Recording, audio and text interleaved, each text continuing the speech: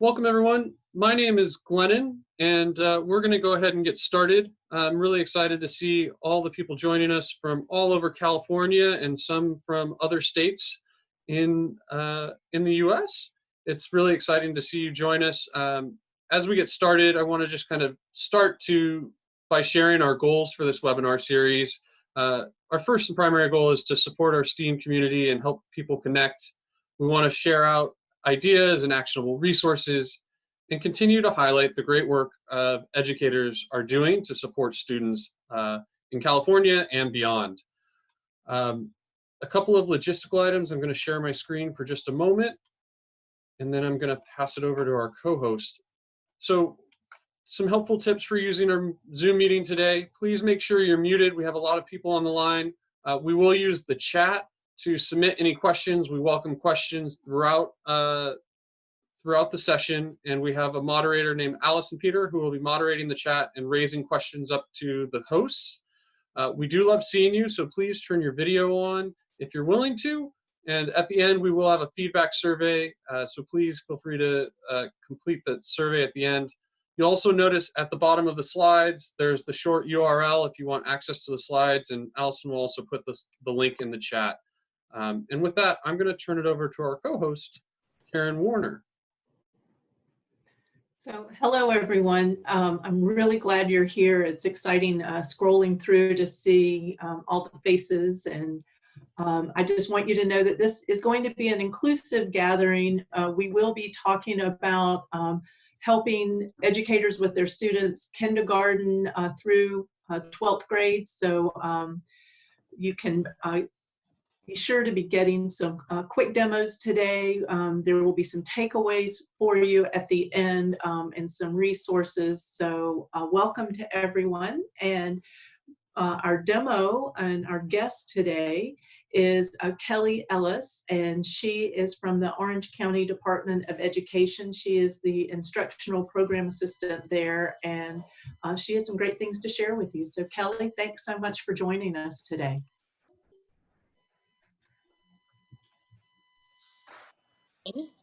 Oh. Hi, Kelly. We can hear you. Hi.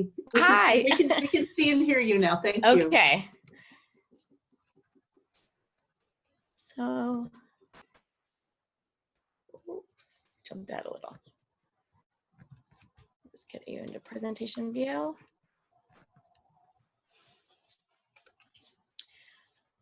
All right, so yes, so I'm Kelly Ellis with Inside the Outdoors. I'm part of we're part of the Orange County Department of Education, and kind of what we do here at the department is we bring environmental education out into the classrooms, mostly into the field here in Orange County and just the surrounding counties. Our tagline is nurturing a natural curiosity, and so getting kids outside, getting kids to wonder about nature is something that we do on a daily basis. Now with everything moving into kind of a more distance learning and virtual mode, we're shifting gears just like everybody else, and so we have some tools that can help you and your students get outside and learn a little bit about nature, even if they can't get outside, and some things that they could do there. So I'm going to start off with a tool that we had come up with. The original design behind this tool was to be used by families, but at the same time, I think it could be used by students and teachers as well. So our Nature Scene Investigators program, we have some backyard missions. We have birds, bugs, clouds, plants, and our rocks is going to be coming soon. So I have, and here is a link to our drive that has the missions all here. There's some that are fillable and there's some that are just printable, so that you can decide which way you want to use them.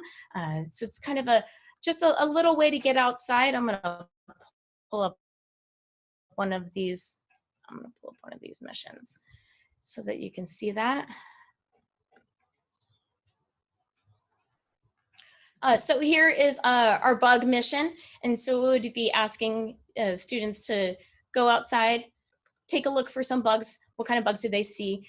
Just either in their backyard, if they have a park nearby, or some open space. Obviously in this time, we want to make sure everyone's being safe with the way they are exploring outside, but there's still options for folks out there. So this is just an example of one of those missions that we have available for use by you and your students.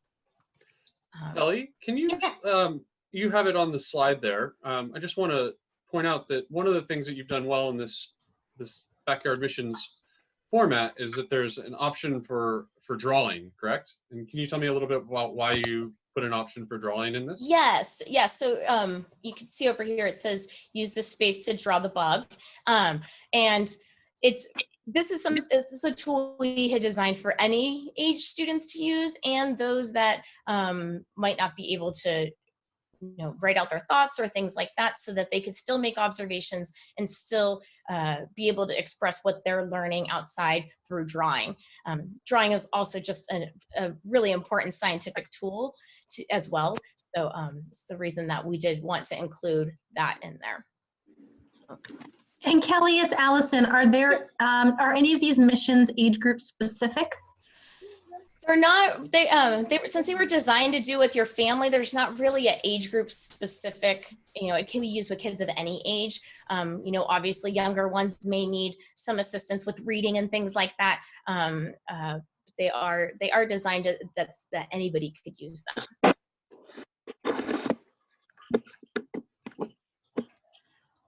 All right, so this is kind of where, this is a tool, like I mentioned, this is a tool that we've had out there, and we feel like it's something that's fairly easy to be able to transition into this distance learning. Another thing that we like to do inside the outdoors is something that I tend to call OWL. So observe, wonder, and learn. And this is something that we're gonna all do here together. This is a picture of our little screech owl. This is Archie, our screech owl. And so I'm gonna pull up the worksheet, and then we're gonna do some observations as well. So, and so this worksheet is designed that it could be either printed or be fillable as well. And it's also something that can capture drawings and those types of observations as well. In a PDF, it's a little tricky to capture your drawings, but that's something in print that is a little bit easier to do. And so OWL is observe, wonder would be the next step. And that's kind of what are your wonderings. And then learn would be the next piece. After you've wondered, where do you go to get that learning from? So we're gonna do a quick observation here. And so we're gonna encourage everybody, if you can, to go outside, even if it's just looking out your window. Take 2 or 3 minutes, identify one living thing, and note your 3 observations about that living thing, and then return with some notes and share in the chat what you've observed. And if you are unable to go outside, or you're unable to have something living that you can see quickly, we do have a video here that you could just watch on your screen as well.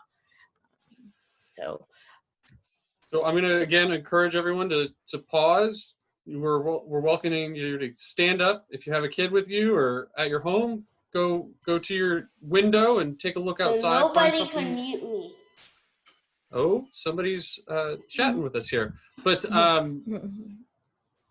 what we'd like to have you do is go ahead and do that. And while folks are off looking out their window, in the meantime, we're going to play this video, and we can do an observation from a video as well. So observe away, please. Okay, I'll see you in 3 minutes. And the video does not have very much sound, so you probably won't hear much, just as a heads up.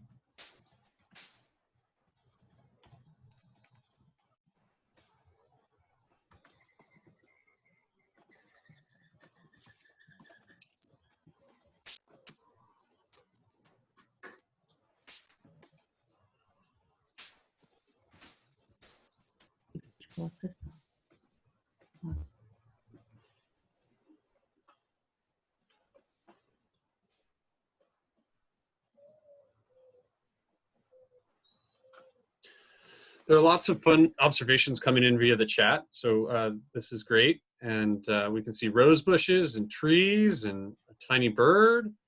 We're hearing some birds chirping in the background of one of our hosts here. So, wow, coyote even. This is great. Oh, wow. Birds eating worms, trees swaying in the breeze. Can hear a bird singing but couldn't see it.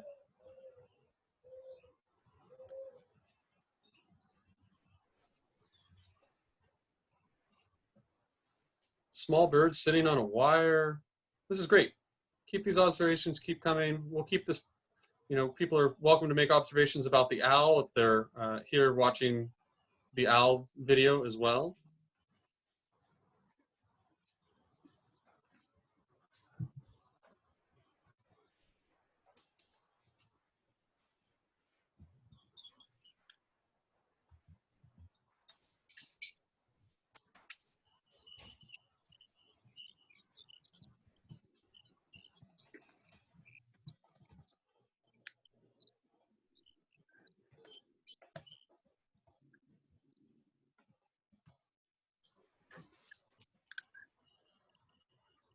We have a California scrub jay trying to perch on a small bird feeder. Get some seeds. Keep the observations coming in. Kelly, can you tell us a little bit more about how this tool is used? We're doing a very brief observation and not going very extensive with it intentionally with this group, but would love to hear a little bit more about how you've seen this observation tool used. Yes, so, you know, of course, getting outside and, you know, being in the natural world is the best way to use this tool. You know, we've done this with teachers on school campuses where they can go out and explore their school campus.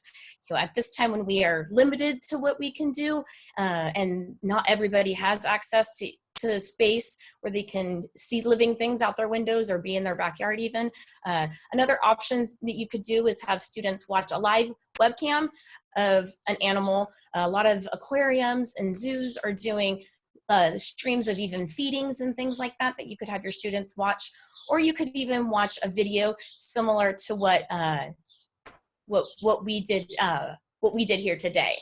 And so you know, there's a lot of different ways that you could use this that can help get your students thinking about kind of being out more in the natural world.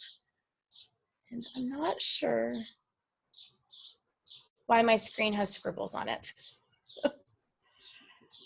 And so, so the other thing about this tool is that if you had students who are already using a science notebook for something, then you could just have them, go ahead and fill these observations in their science notebook that they already have going on. It's also something that you can then cater to different standards for different grade levels. So, you know, structure and function is a big standard for a big thing for fourth grade standards, where, you know, you might, if you're doing kindergarten, you might be focusing more on different types of adaptations. You can also focus on different types of different cross-cutting concepts, so that you might be having your students look for patterns. You might be having your students look for, you know, those sorts of things. So you can kind of gauge this to your grade level.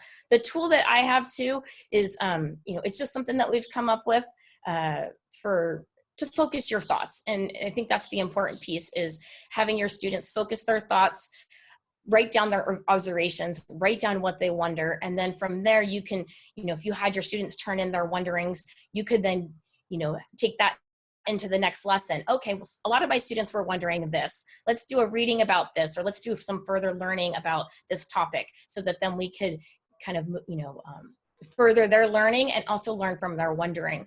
Because a great thing about the next generation science standards is that there's a big focus on being local and relevant to your students. And this is a great way to come up with things that are local and relevant to your students. What are they seeing outside? What's out in their yard? What's at their school campus? And then making that local and relevant to them. And then you can use that to kind of lift up their learnings. So, you can use this throughout the grades by focusing on, a specific topic that is relevant to your grade students. So. Thanks so much for sharing. Do you want to, if anyone has any questions as we're going through this, we would love the observations, but we also welcome any questions that are coming up. Do you want to show us the resources on your website? I stopped the screen share for a moment, so you'll have to reshare your screen.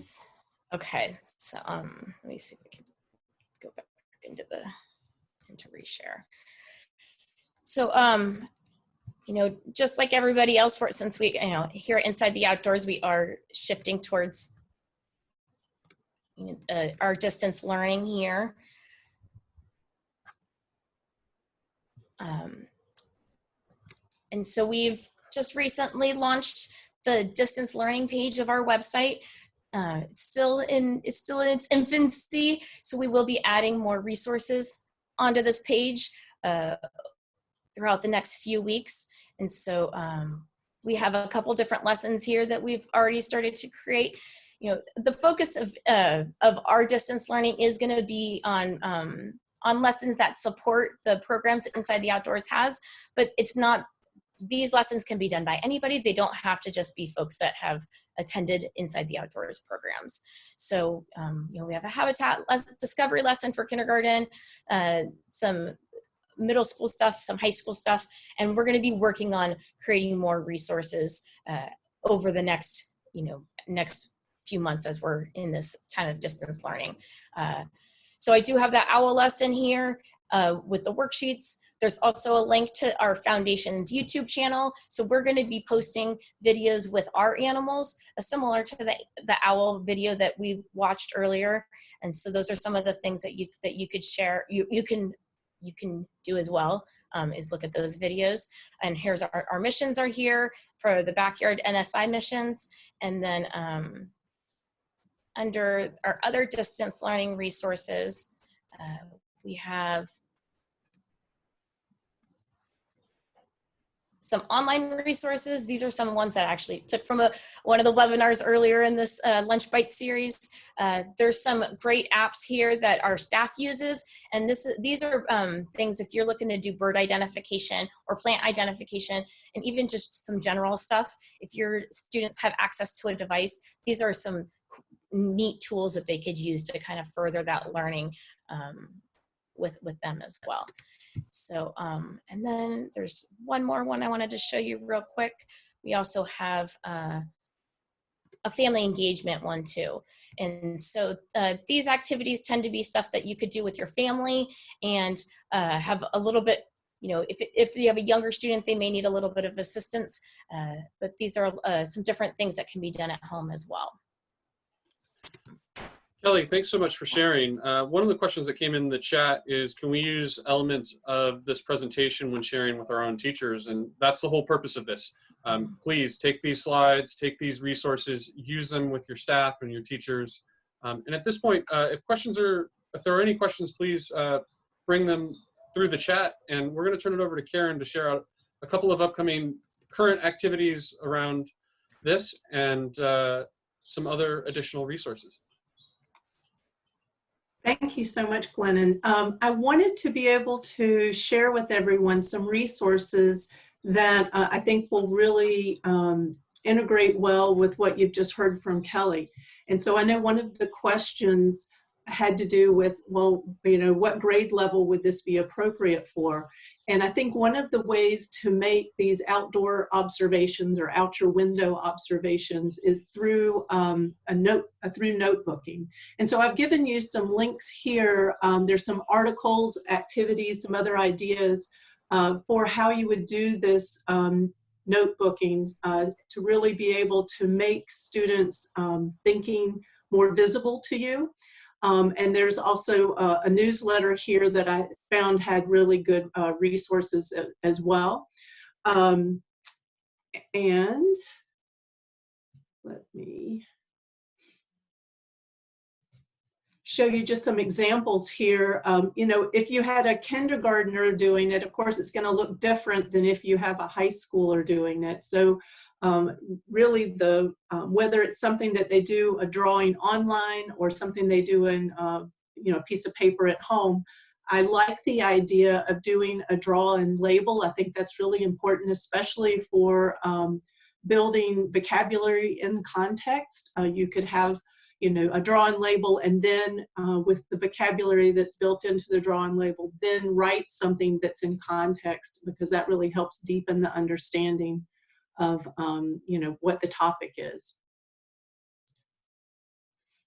Another thing I wanted to bring to our attention is that April 22nd is Earth Day, and there traditionally is a city nature challenge, and it tends to be competitive, but this year they decided to make it cooperative, and they have a lot of activities if you click on this link.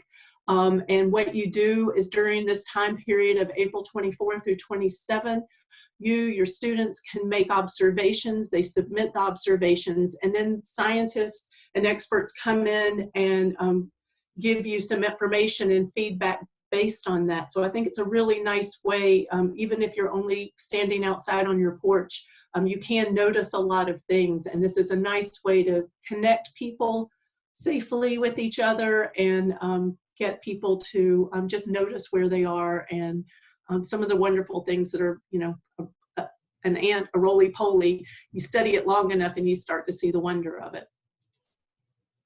And I would encourage you right now, I went online because I thought, well, you know, what if I was looking at a certain topic and I can't really have my students observe that readily, then I could always use the live webcams, and Kelly mentioned this.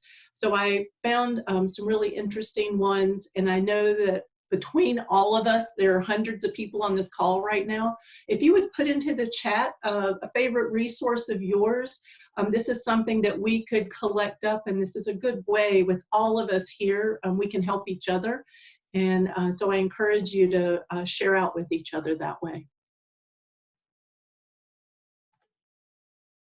And an earlier episode that we had had an activity where it was really looking at taking tools and building something in order to create shade for something, a living being.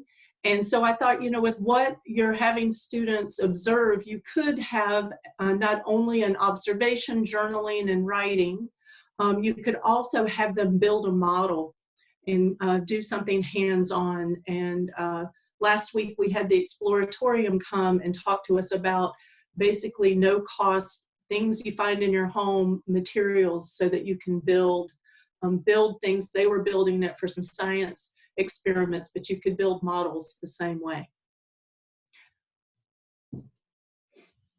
So I'm seeing some great resources come through the chat. I just want to call out a few. We called out the Monterey Aquarium, but we have the CA State Parks Ports, and we have the Aquatic Academy live chats from the Aquarium of the Pacific, San Diego Zoo, Los Angeles Zoo. A lot of organizations are jumping in, and what we're going to do, because we've heard a lot of feedback about this, we're going to take the resources from the chat and we'll add them to the end of the slide deck when we publish the slide deck in our recap email. We will also, you know, we're here and available for you for additional questions. I know Allison has dropped the feedback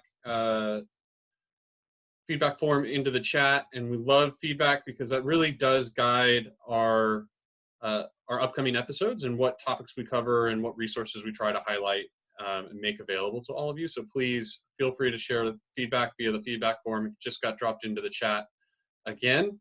And Karen, do you want to preview our upcoming episode? Because we've had a lot of feedback about this subject. Yeah, I'm really excited that based on what people are asking as far as the area of SEL and also English language learners, we have a guest presenter next week, Claudia Vargas, who is going to come and talk to us, excuse me, about those topics. And so, pardon me. So if you have some wonderings and want to explore more deeply with Claudio about either your English language learner students or something in the area of SEL, he's really going to be bringing some great resources to us next week.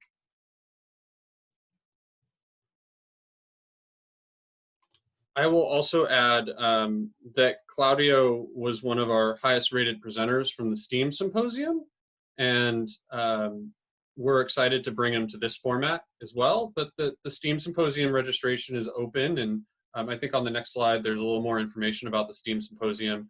We're planning to host the event in Long Beach on December 7th and 8th, and registration information as well as the resources from Lunch Bites can all be found at steamcalifornia.org. At this time, here's all of our contact information, and please feel free to reach out to us, whether it's via email or Twitter or however we can be of a support or assistance to you. That would be greatly appreciated. Again, the feedback form is greatly appreciated, and we have some additional resources and things at the end of the slide deck, so that'll be available to you as well. At this point, we're going to conclude our formal programming, but Karen and I and Kelly are all going to hang out for another, as long as anyone needs, up to another 10 or 15 minutes to answer any additional questions. Thank you all for coming. It's been great chatting with you and getting to do an observation with you and share things via the chat. Bye, everyone. Thank you so much. Thank you, everybody, for joining. Thank you, Kelly. So again, if there are any additional questions, wonderings, things that we can help with, please submit things via the chat. There's a question about, will the links and slides and everything be emailed? Yes, you will receive a follow-up email either later today or early tomorrow with the link to the slide deck. The slide deck will be where you'll find all the links to everything else that we've shared with you. So yes, and the session has been recorded. So you'll be able to view or share the session with colleagues via our YouTube channel as well. Any additional questions?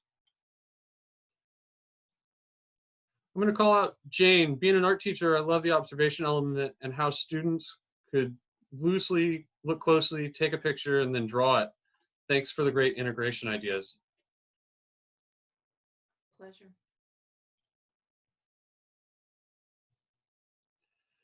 Question from Pargol. Can the fillable forms be put on a HyperDoc for students to do? Karen, you want to take that one? So they asked if the fillable forms could be put in a HyperDoc. I believe so. Yeah, you could include them in the HyperDoc as a link if you wanted to. I think you would just include it as an image, but then it would no longer become fillable. So I have to think about how you would be able to, probably the easiest way would be with a HyperDoc, just to have the link that Kelly gave us and then have them click that, and then it would open the form for them to then enter in. Otherwise, in a new window. Yep. Right. One question. One thing that's been challenging is to figure out how to curate all the different resources for sharing out. Larissa, thanks for that comment. We completely agree. It's been overwhelming, the number of resources that we receive. We welcome ideas on that. One thing that we've intentionally done with Lunch Bites is just organize things by episode or topic and use the slide deck as the entree into a bunch of links and or resources. So we've been pretty intentional with this format to do that, so that we're not sending 20 links in an email, that we're sending a specific topic with resources around that topic. But I think it also just takes a little bit of balance between providing some resources and ideas with not being overwhelming. And that's something we've really tried to be intentional with Lunch Bites and heard good feedback about. You know, I would just add to that, Glennon, that I find that many times if I just have one or two resources that are good resources, I don't need more. I can go deep with that one or two. So because my inbox is inundated every day with all the resources. And so I try to go deep with the one or two that I think are open-ended and aren't so specific. It's sort of like being in your kitchen. You could have a gadget for everything or just have a few good tools that will really get the work done to get your dinner on the table. So I would suggest, if you're feeling overwhelmed, find one or two and stick with those for a while until you find that you need something else. Yeah, that's great advice. And I would also add something we covered in our first episode about how to collect information from students. We talked about using cell phone cameras and taking photos and putting those photos in a slide deck. And so that's an easy way to collect evidence of a drawing, since a lot of the drawing and suggestions we made here were to do some things offline. And so you can collect drawings and things like that using a slide deck, and you can integrate fairly easily. If you have the Google Slides app on your phone, it's pretty easy to import a picture from your photo library straight into a Google Slide. So that's a potential pathway to collect photos of drawings and things of that nature. Mm-hmm. And thanks to Teresa for sharing out a couple of sketching resources and how to get started. Those are great links.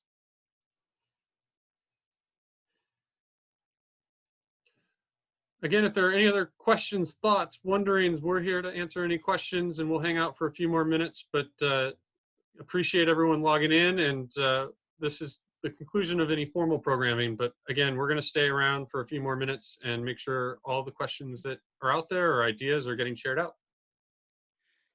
Glennon, something that came up yesterday, I was on a call with a district leader who was saying that parents, they had a poll, and parents were saying that of all things that they were having the most difficult with content-wise, science. And so I found that interesting, and I thought, well, this idea of journaling is something that would be helpful, I think, to parents at home who are trying to help their students go deeper excuse me, in a science topic.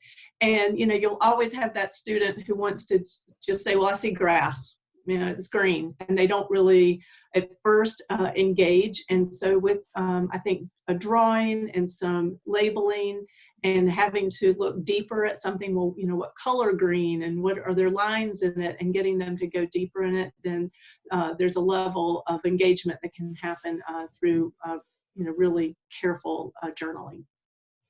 Yeah, and to add to that, I really appreciate that Kelly's resources are very family friendly and very family oriented, so that an older student could do them as an individual, but a younger student could do it with their brother or sister or their parents. And so it's a really wonderful feature of what she's provided. Okay, I'm going to do one last call for questions via the chat, and then we're going to conclude this call. It's been a wonderful session. Really enjoyed getting to hang out and do observations with everyone. Any last questions? Glennon, I want to share one thing because I see some children's faces out there. So I wanted to share this, which is a little painting of a seashell. So if you notice something in your home and you've got some paint or something to draw, maybe this is something you could share out another time. But I wanted to share what I had created here with a whelk shell. Yeah, and I think, thank you for doing that, because I think that's another great way to have people share is if you're having a call, you can have people just hold up something in front of the screen and show that off as well. So that's a pretty easy way to have some sharing happen. Okay, final reminder, Allison just dropped the feedback form in the chat. If you haven't done so already, we'd greatly appreciate your feedback. I want to say thank you again to Kelly and Inside the Outdoors at OCDE. And thanks to Karen and everyone again for joining us. This has been a wonderful call, and we look forward to seeing you all next week to discuss how we support English learners or language learners at home. And have a great day, everyone. Stay dry. Bye, everyone. Bye. Good to see you.